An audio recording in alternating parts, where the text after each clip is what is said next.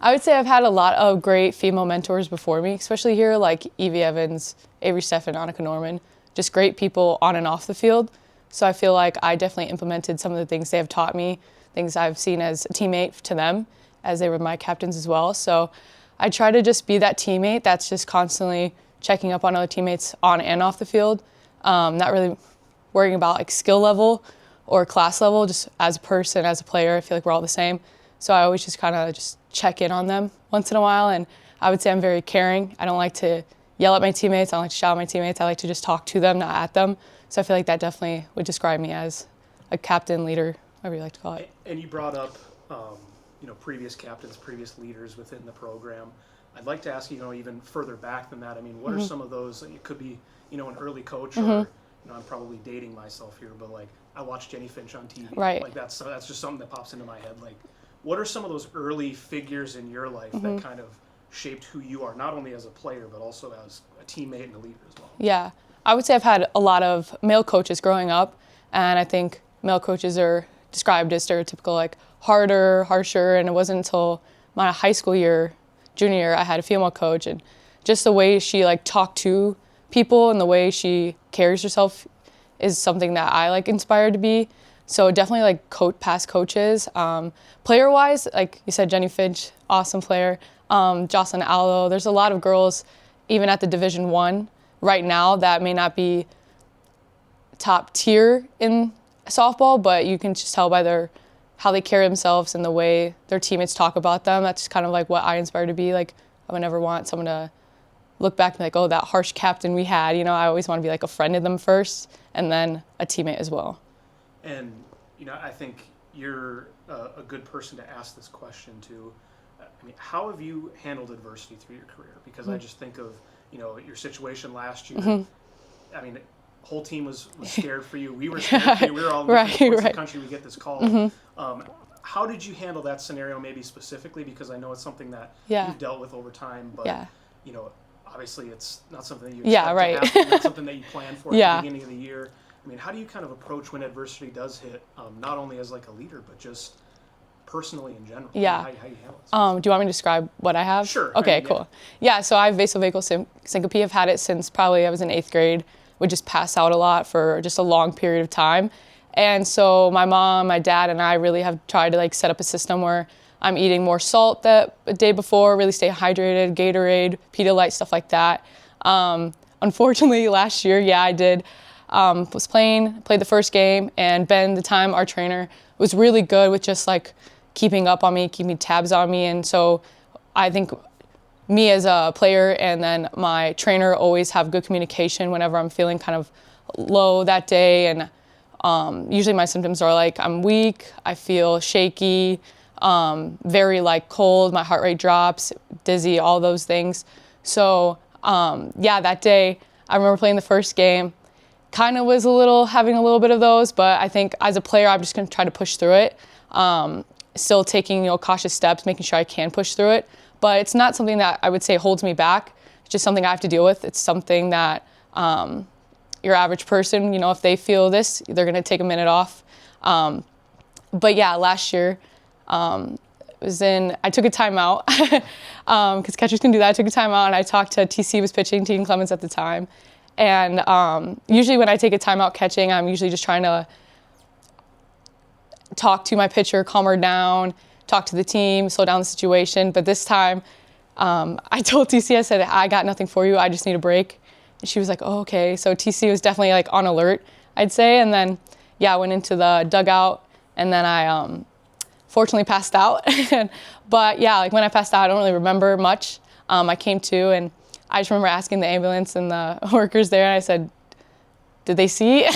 They're like, yeah, they saw it. I was like, okay. Because just as a leader and, being in that spot last year as captain too, you never want to see like your teammate pass out, feel unconscious or anything. You never want to see that happen to someone. And obviously they didn't really know my severity because I've never passed out prior. So they never really saw that until that day. And from what I heard is a lot of it was just like making sure I was okay. I heard TC was very like adamant on we need another person lined up. Teagan's not playing anymore. She's very, very talkative, very alert. And then a lot of crying happened. But I think when you see that, it took me a long time, and I definitely had some guilt after, because you never want to put that on your team, and I think, me personally, is I never want people to feel bad or feel like, I'm not there with them in a way. I really want them to look at me as like someone who's strong, and I think definitely athletes, they'll push through everything because they want to think they're strong, prove a point, and all that. So I did hear that Coach John, taped his glasses and he put like TP on it, and a lot of the girls were praying with other teammates. And one of my teammates, Olivia Goddard, said that when they were praying for me, that the girl next to her was like, yeah, you never really know. Like, I was just having a hard game that day, and you just take life for granted, because, no one really knows, because I don't really talk about it that much. But yeah, that day was definitely very harsh, I think, mentally for me, more than it was physically, just having kind of a little guilt with having my teammates watch that. But also, it's like a family, so I think that all comes from love. And so once I understood that they were just, worried and stressed because they love me and they want me to like succeed in life, and that definitely was a big part. I had to come over and just understand personally for me. And my coaches, definitely talked to me a lot after that, just making sure I was okay, making sure I had everything I needed.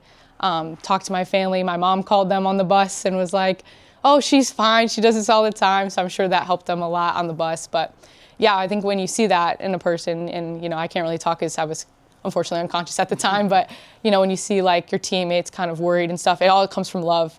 So I think once I understood that, I was definitely felt better going into the next week. I had to do a lot of like heart training and conditioning with Ben, our trainer at the time, to really get back into shape, for lack of a better word. So once I did that, it was just like another day for me, and I just have to really just move past that day. But yeah, it's definitely, we laugh about it now, but that's probably the best part about it. Right. So.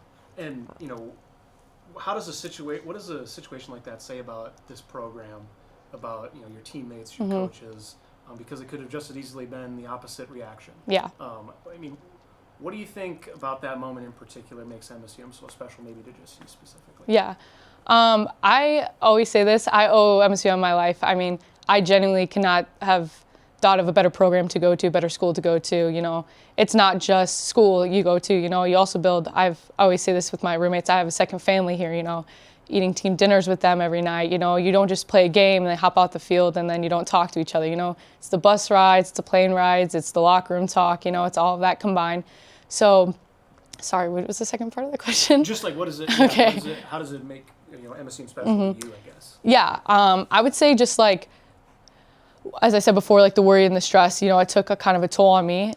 Just like feeling guilty for, being that supposed leader, and then you never want to see your leader fall, or you're like a captain fall, for lack of a better word. So just having them be there with me in the hotel room, talking to me about filling me in on that game that day. Nat Gonzalez hit like his homer and dove in a home, and they were like so excited. I remember when they came back, they were like just like so excited to talk to me about it, because obviously I wasn't there, but yeah, it's just a family, honestly. I owe everything to this program, and it wasn't like that for the longest time. My freshman, sophomore, I played my freshman year. I didn't really step foot on the field my sophomore year, so it was really like I really had to go some adversity to play and get that starting spot my junior year. But these coaches, they just believe in you, and I think for me, like as a player and athlete, all I need is someone to believe in me, and then that's all I need. And these coaches definitely believe in you, and they always preach it. They always preach. Something I really admire about them is they like the person over the athlete. And I think that's just something that always stuck with me, because I feel like past experience and stuff, it was definitely the athlete over the person. But the culture we have now, and we built last year with the new coaches and basically a brand new team, is that family and that culture of, I got you no matter what, no matter if you have a bad game, if you have a great game, you're still the same player, you're still the same person. And that to me means a lot, just a lot of family, I would say. And maybe my last question for you is, you could be talking to a younger version of yourself, or maybe a younger female athlete. What piece of advice would you pass along to somebody who wants to be Teagan Pranchke one day, or wants to be playing college softball? Yeah. What kind of advice would you pass along to a young athlete? Yeah, I would say there's always time. I feel like when you get to the high school level, you're okay. What college? Let's go to college visits. Go recruiting. But for me, I didn't get recruited until my senior year in November. That's when I came with Matt Gallagher. I came here with her and her visit, and I honestly was on a in-house travel team until I was in high school in freshman year, and then I transferred to another program, Chicago Cheetahs, and I owe them everything. They definitely taught me a lot on and off the field, just how to present yourself. It's more than just your skill level. It's how you, if you mess up on a play, their coach is going to be looking on what you do after the play and how you present yourself that way. So skill level, you always have time. Don't rush progress because you're going to get to that peak level when you need to.